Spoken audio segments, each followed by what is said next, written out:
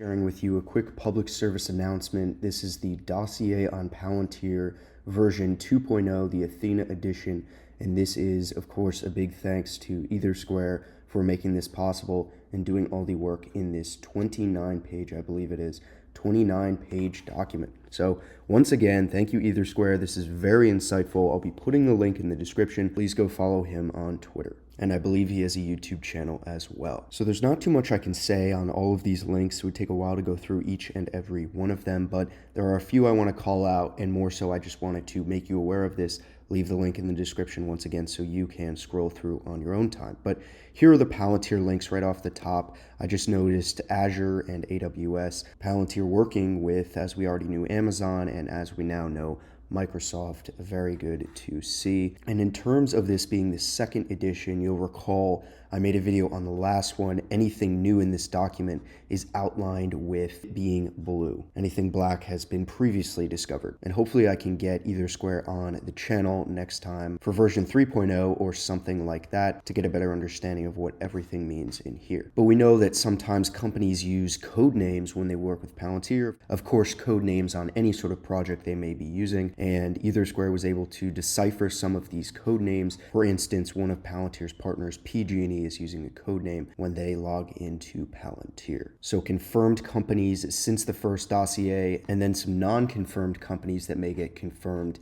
in the future. Very long list here. So some additional info that he wanted to call out. So there's a new link, just for instance, related to RBC. It appears to be a division inside the bank, serving as an example of Palantir's stickiness and the growing need companies have to use their software. And then he also calls out this segmentation of one of the companies that they're using that just gives access to strategic materials and reporting typography, and that serves as a testimony to Palantir's modular approach and in tailoring different solutions to every client's needs. And also, perhaps most importantly, you can notice the large increase in domains related to Palantir Gov and Palantir Cloud since December. Of course, recall December is the end of the year, and Palantir's Q4 earnings report was about the slowdown in the government clients and everything like that, especially the growth in that regard. And there are a lot of new code names. You can find those throughout this document since September, thereby indicating some work being done for Q1 and beyond, because some of these take time to manifest. So here's the complete list. You find this on page 8.